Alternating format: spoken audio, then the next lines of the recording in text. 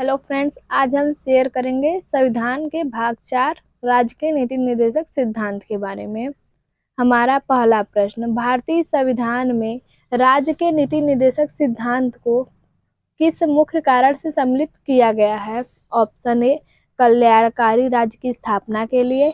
Option B, धर्मनिरपेक्ष राज्य की स्थापना के लिए। ऑप्शन सी, सरकार के स्वेच्छाचारी आचरण को रोकने के लिए। ऑप्शन डी, सरकार को विकास में आवश्यक अवसर प्रदान करने के लिए।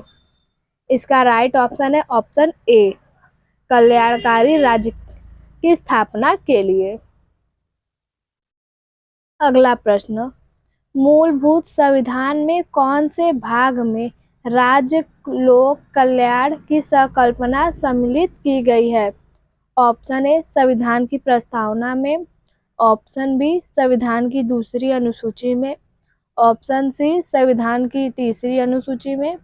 ऑप्शन डी, राज्य के नीति निर्देशक तत्व। इसका राइट आंसर है ऑप्शन डी, राज्य के नीति निर्देशक तत्व में। अगला प्रश्न, संविधान का कौन सा अंग भारत के नागरिकों को आर्थिक न्याय प्रदान करने का संकेत करता है? ऑप्शन ए, राज्य के नीति निर्देशक तत्व। ऑप्शन बी, मौलिक अधिकार। ऑप्शन सी, प्रस्तावना। ऑप्शन डी, उपयुक्त सभी। इसका राइट आंसर है ऑप्शन ए, राज्य का नीति निर्देशक तत्व भारत के नागरिकों को आर्थिक न्याय प्रदान करने का संकेत देता है। अगला प्रश्न, निम्नलिखित में कौन सा राज्य नीति का नीति निर्देशक सिद्धांत नहीं है? ऑप्शन ए, अंतर्राष्ट्रीय शांति को प्रोत्साहन। ऑप्शन बी, 14 वर्ष के बच्चे को निःशुल्क अनिवार्य शिक्षा प्रदान करना। ऑप्शन बी, गोवध निषेध। ऑप्शन डी, निजी संपत्ति की समाप्ति। इसका राइट आंसर है ऑप्शन डी, निजी संपत्ति की समाप्ति। अगला प्रश्न, राज्य के नीति निर्देशक तत्व नहीं है। ऑप्शन ए, वैज्ञानिक मनोभाव के विकास का। ऑप्शन बी, पोषाहार के स्तर को ऊपर उठाना। ऑप्शन सी, कमजोर श्रेणियों के आर्थिक हित को बढ़ाने का। ऑप्शन डी, कार्यपालिका से न्यायपालिका को अलग करने का। इसका राइट आंसर है ऑप्शन ए, वैज्ञानिक मनोभाव के विकास राज्य के नीति निर्देशक तत्व में नहीं है।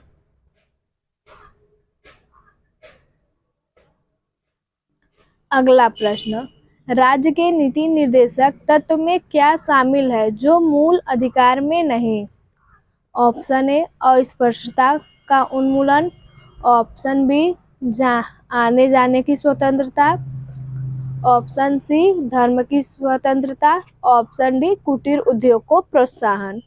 इसका राइट आंसर है ऑप्शन डी, कुटीर उद्योग को प्रोत्साहन।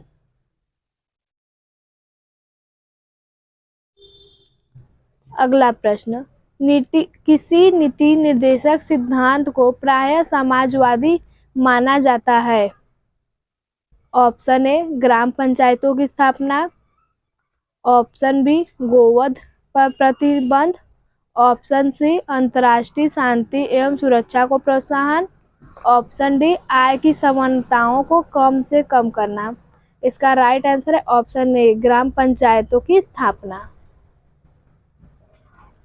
अगला प्रश्न, निम्नलिखित निर्देशक सिद्धांतों में से वह सिद्धांत कौन सा है जिसे गांधीवाद सिद्धांत कहा जाता है? ऑप्शन ए, श्रमिकों एवं बच्चों का संरक्षण। ऑप्शन बी, स्वशासन के प्रभावी एकलों के रूप में ग्राम पंचायतों का गठन। ऑप्शन सी, पुरुषों एवं महिलाओं के लिए सामान्य कार्य। ऑप्शन डी, कार्यपालिका और न्यायपालिका का पृथक। इसका राइट आंसर है ऑप्शन बी, स्वशासन के प्रभावी एकलों के रूप में ग्राम पंचायतों का गठन, जिसे गांधीवादी सिद्धांत भी कहा जाता है। अगला प्रश्न, नीति निर्देशक तत्व का महत्व किसके लिए है? ऑप्शन ए, नागरिक। ऑप्शन बी, राज्य। ऑप्शन सी, समाज। ऑप्शन डी, संघ। इसका राइट आंसर है ऑप्शन बी, नीति निर्देशक तत्वों का महत्व राज्य के लिए है। अगला प्रश्न, भारत के किस राज्य में समान नागरिक संहिता लागू है? Option A Meghalaya, option B Kerala, option C Haryana, option D Goa. इसका राइट आंसर है ऑप्शन डी गोवा। भारत के गोवा राज्य में समान नागरिकता संहिता लागू है। अगला प्रश्न, राज्य के नीति निर्देशक सिद्धांत के अनुसार किस आयु के बच्चे को निःशुल्क एवं अनिवार्य शिक्षा देने की आशा की जाती है? ऑप्शन ए 14 वर्ष, ऑप्शन बी 15 वर्ष, ऑप्शन सी 16 वर्ष, ऑप्शन डी 18 वर्ष। इसका राइट आंसर है ऑप्शन ए 14 वर्ष। राज्य के नीति निर्देशक सिद्धांत के अनुसार 14 वर्ष तक के बच्चे को निःशुल्क एवं अनिवार्य शिक्षा देने की आशा की जाती है। अगला प्रश्न, राज्य के नीति निर्देशक सिद्धांत किस प्रकार मौलिक अधिकार से भिन्न है? ऑप्शन ए पूर्वोक्त केंद्र सरकार के लिए एवं उपरोक्त राज्य के लिए, ऑप्शन बी प्रयुक्त संविधान का अंश नहीं है जबकि उपरोक्त है, ऑप्शन सी राज्य के नीति निर्देशक सिद्धांत प्रवर्तनीय नहीं है जबकि मूल अधिकार प्रवर्तनीय है, ऑप्शन डी इनमें से कोई नहीं। इसका राइट आंसर है ऑप्शन सी, राज्य के नीति निर्देशक सिद्धांत प्रवर्तनीय नहीं है जबकि मूल अधिकार प्रवर्तनीय है। अगला प्रश्न, भारतीय संविधान में कौन से संशोधन अधिनियम द्वारा टकराव की दिशा में राज्य की नीति निर्देशक तत्वों को मूल अधिकार पर वरीयता प्रदान की गई है? ऑप्शन ए 26वां, ऑप्शन बी 42वां, ऑप्शन सी 43वां, ऑप्शन डी 52वां।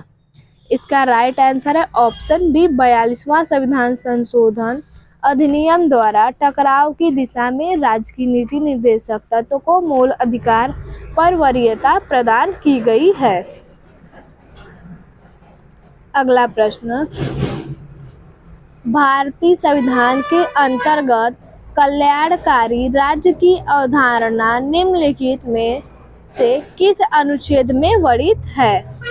ऑप्शन ए अनुच्छेद 36, ऑप्शन बी अनुच्छेद 38, ऑप्शन सी अनुच्छेद 49, ऑप्शन डी अनुच्छेद 51। इसका राइट आंसर है ऑप्शन बी अनुच्छेद 38। भारतीय संविधान के अंतर्गत कल्याणकारी राज्य की अवधारणा अनुच्छेद 38 में वर्णित है। अगला प्रश्न, सामान्य न्याय एवं निःशुल्क विधि सहायता का प्रावधान संविधान के किस अनुच्छेद में है? ऑप्शन ए अनुच्छेद 39, ऑप्शन बी अनुच्छेद 39A, ऑप्शन सी अनुच्छेद 40, ऑप्शन डी अनुच्छेद 44। इसका राइट आंसर है ऑप्शन बी अनुच्छेद 39A में सामान्य न्याय एवं निःशुल्क विधि सहायता की प्रावधान का वर्णन किया गया है। अगला प्रश्न, भारतीय संविधान के निम्नलिखित अनुच्छेदों में कौन सा अनुच्छेद राज्य सरकार को ग्राम पंचायतों को संगठित करने का निर्देश देता है? ऑप्शन ए अनुच्छेद 32, ऑप्शन बी अनुच्छेद 40, ऑप्शन सी अनुच्छेद 48, ऑप्शन डी अनुच्छेद 51। इसका राइट आंसर है ऑप्शन बी अनुच्छेद 40। भारतीय संविधान को राज्य सरकार को ग्राम पंचायत को गठित करने का निर्देश देता है। अगला प्रश्न, भारतीय संविधान के लिए एक समान सिविल संहिता प्राप्त करने की बात कही गई है? अनुच्छेद 40 में, अनुच्छेद 44, अनुच्छेद 45, अनुच्छेद 48 क में। इसका राइट आंसर है अनुच्छेद 44 में समान सिविल संहिता प्राप्त करने की बात कही गई है। अगला प्रश्न, भारत संविधान के किस अनुच्छेद में न्यायपालिका का कार्यपालिका से पृथक्करण का उल्लेख किया गया है? अनुच्छेद 45, अनुच्छेद 46, अनुच्छेद 58 तथा अनुच्छेद 50। इसका राइट आंसर है अनुच्छेद 50 में न्यायपालिका का कार्यपालिका से पृथक्करण का वर्णन किया गया है। अगला प्रश्न, राज्य के नीति निर्देशक सिद्धांतों में किस अनुच्छेद का संबंध अंतर्राष्ट्रीय शांति और सुरक्षा के संवर्धन में है? ऑप्शन ए अनुच्छेद 48, ऑप्शन बी अनुच्छेद 51, ऑप्शन सी अनुच्छेद 52, ऑप्शन डी अनुच्छेद 54। इसका राइट आंसर है ऑप्शन बी अनुच्छेद 51 में राज्य के नीति निर्देशक सिद्धांत में